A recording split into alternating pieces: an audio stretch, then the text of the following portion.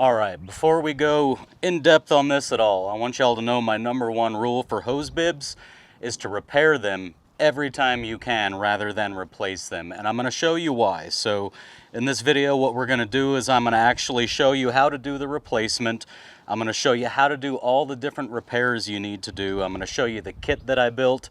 My kit has all the inventory and all the tools, so you grab the one kit, you take it to the hose bib. You're not going to need to go to Home Depot. You're not going to need to go back to your van.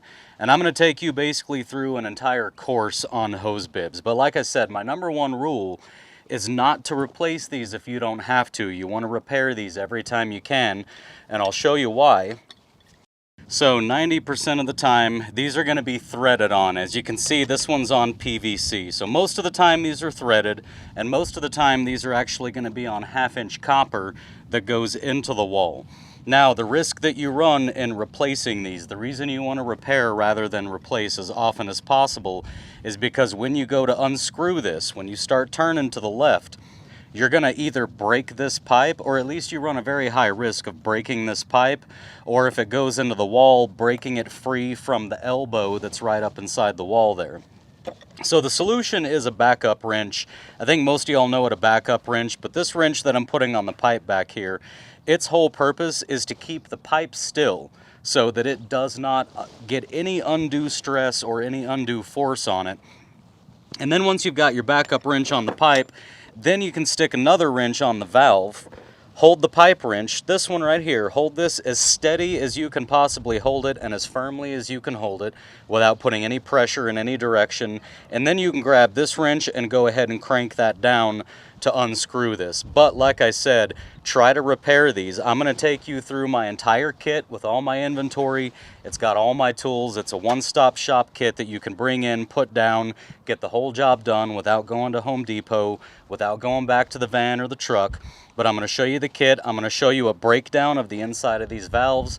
I'm going to tell you exactly how to fix all of this so that you don't have to do a replacement. Because as you replace these, eventually one of these days, you're going to spring a leak up inside this wall and you're going to have a very expensive mess that you now are responsible for cleaning up. All right, we're starting to get a little bit of rain, so let me show you this kit real quick, and then I'm going to take you back to the shop and show you this one that I've cut open here. If you could see it better, I've cut this one open so I can actually show you the insides and how to do the repairs on these.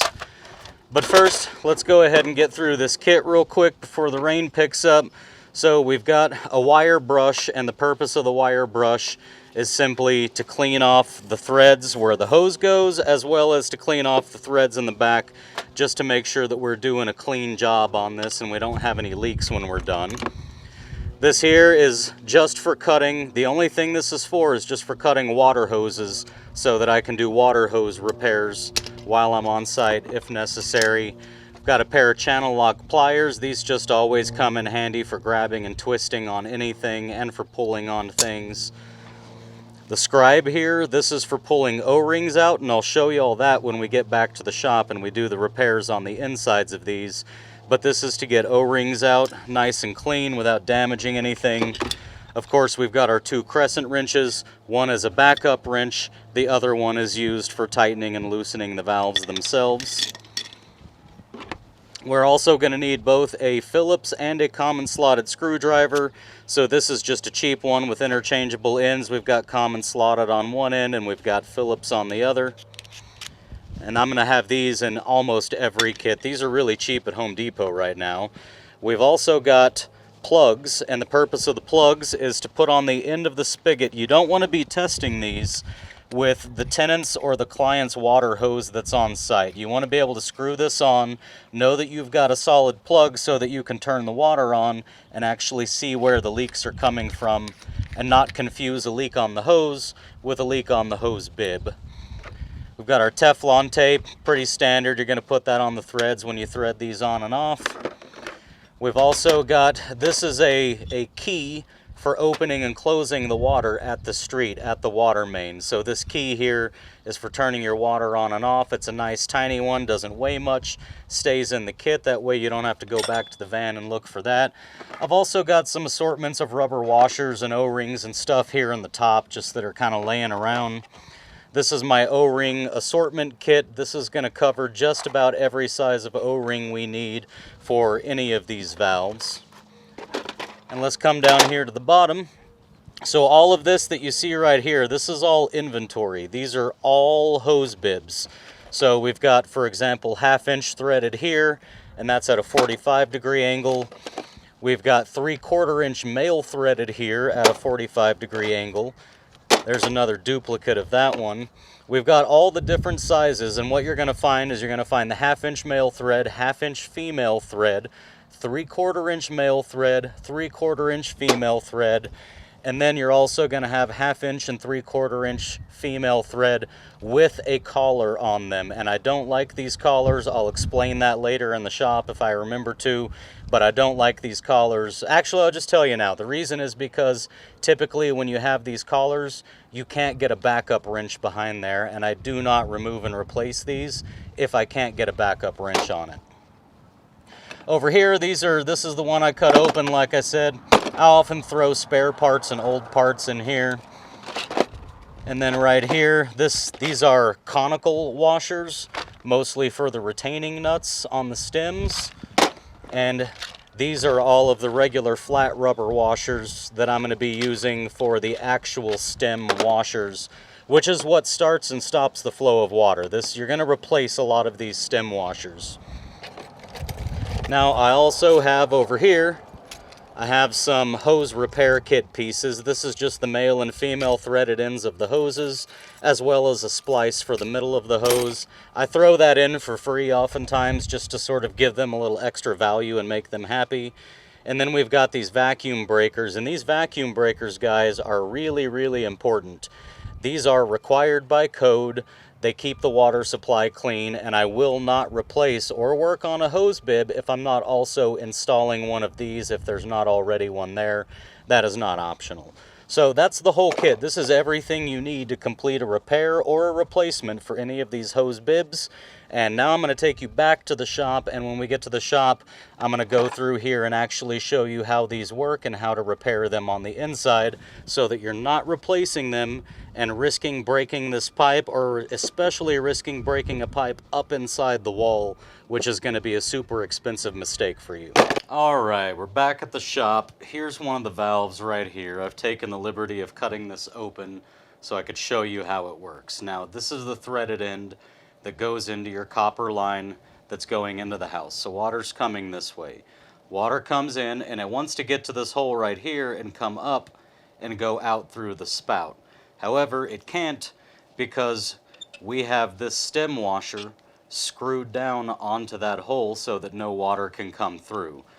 When you open it, now the water can come up through here and out the spout. So most of the time what you're going to find, if the problem that you have is that the spout is dripping from the end, it's going to be this stem washer right here. So the way that you fix that is you remove the stem. Of course, you're going to need a backup wrench and an actual wrench. And you get the stem unscrewed after you shut off the water to the house. And once you get the stem unscrewed, I don't know if y'all can see, but it's very clear how worn down this particular washer is. So you get that unscrewed, you get yourself a Phillips. It's always a Phillips, I've never seen it be anything else. Take the retaining screw out. Then you can grab your scribe very carefully. You don't want to nick any of this because you can cause a leak. And you take that washer out, you get your new washer from your kit, put it in, and then, as you may have already guessed, put the screw back in. And then you're just going to reassemble this entire thing in the opposite order that you disassembled it. Boy, this one's getting tight. So now you've got a new washer in here. You can screw this back in, and that's going to fully close that off the way that it's supposed to. Now, one of the next things that you're probably going to notice in terms of leaks, one of the next leaks you're going to get is going to come from right here, just above the packing nut, between the packing nut and the stem. You're going to get water coming out of here. Now, if that's the case, you're also going to remove the stem again.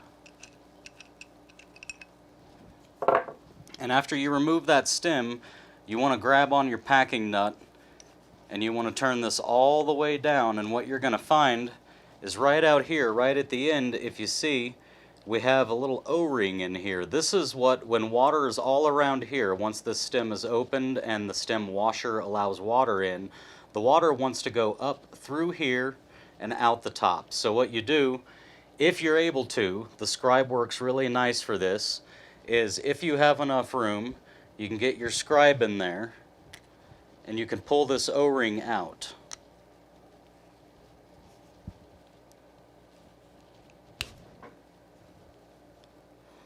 So now you've got your O-ring out, and you can take your new O-ring and just slide it up over this, get it back in place, and then you can screw this back up into the stem, and now you've got a fresh O-ring, and you shouldn't have any more water coming out in between here. So that's the second fix that you're going to have. However, what I do want to show you is sometimes when you screw this down, that O-ring doesn't become fully accessible.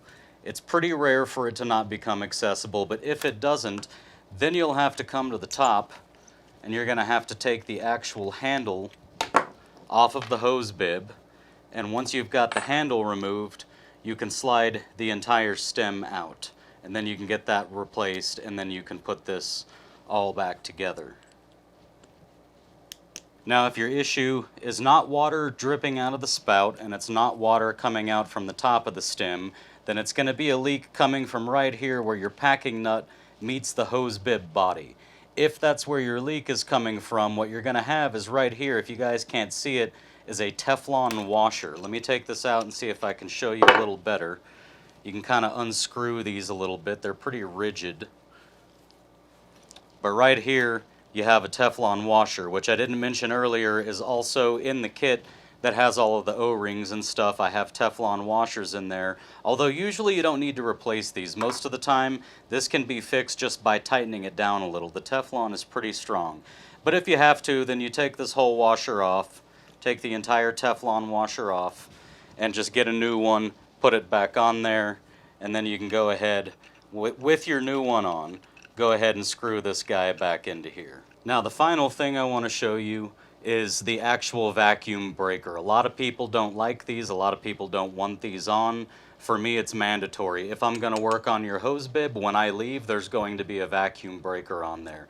And the purpose of the vacuum breaker is to prevent water from your hose going into the household water supply. You do not want that happening. That is not clean, fresh, potable water that's in your hose. Even though I drink out of them and have drank out of them since I was a kid, I don't have a problem with it.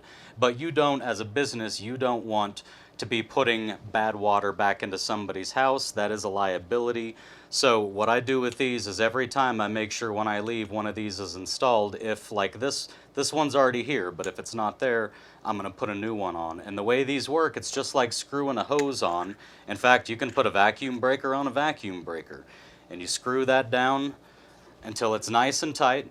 Make sure you've done your leak check first. But guys, if you've done your leak check and you're absolutely certain that everything's been wrapped up just fine, this right here is a set screw, and as you can see, I removed the Phillips bit from this screwdriver, so I've got my nice little 1/4-inch drive here. These are, so far, every time I've ever seen one, these are 1/4-inch drives, and what you're going to do is you're going to tighten that down, and as you tighten it, it's designed to break off. If you guys can't see, this comes down to a teeny tiny little point right here. So this set screw, once you drive it in far enough, it just breaks right off, just like that. So now you've got the head, you can toss that, and this is now permanently set on here so that nobody can remove it. So let's recap. Water comes in through here. This is the threaded end. The supply's coming from this direction. It's coming inside here. It's coming up through our stem washer and out the spout. We can replace the stem washer if we've got dripping out the spout. We can replace the little Teflon washer right at the bottom of this packing nut if this is where our leak is coming from. Or we can get up inside here and replace that O-ring that I showed you if the water is coming out through right here. And then when you're all wrapped up, make sure you get a vacuum breaker on there. And that's basically everything that you need to know about working on these hose bibs. All right, so here's what you got now. You got all the knowledge that you need about what goes on inside these valves. There are other types of valves, but they are more simple and easier to figure out than this one. If you know this one, you're going to be just fine.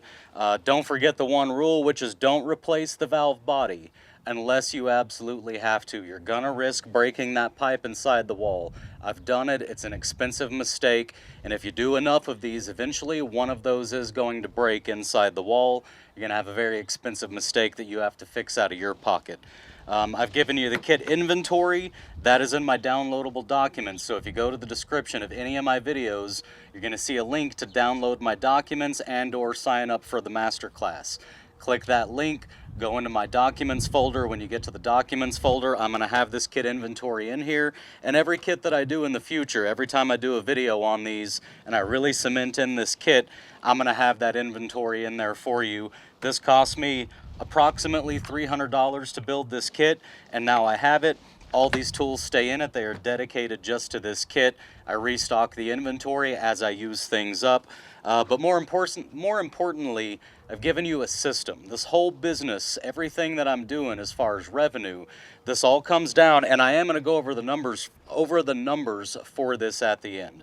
But this whole thing comes down to systems and processes.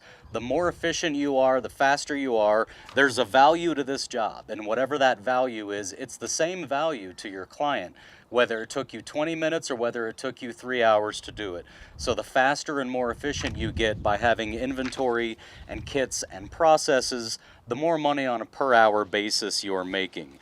Also, don't forget to turn off the water before you start this job. And more importantly, don't forget to turn it back on before you leave. I don't care to tell you exactly how many times it is that I've had a tenant call me after I drove 45 minutes home to tell me that their water's still off, and then I've got to get up and I've got to drive all the way back just to turn on their water. It's a dumb, stupid mistake. It's the kind of mistake you make when you don't have a kit, you don't have an inventory, you're always in a hurry, you're always running behind.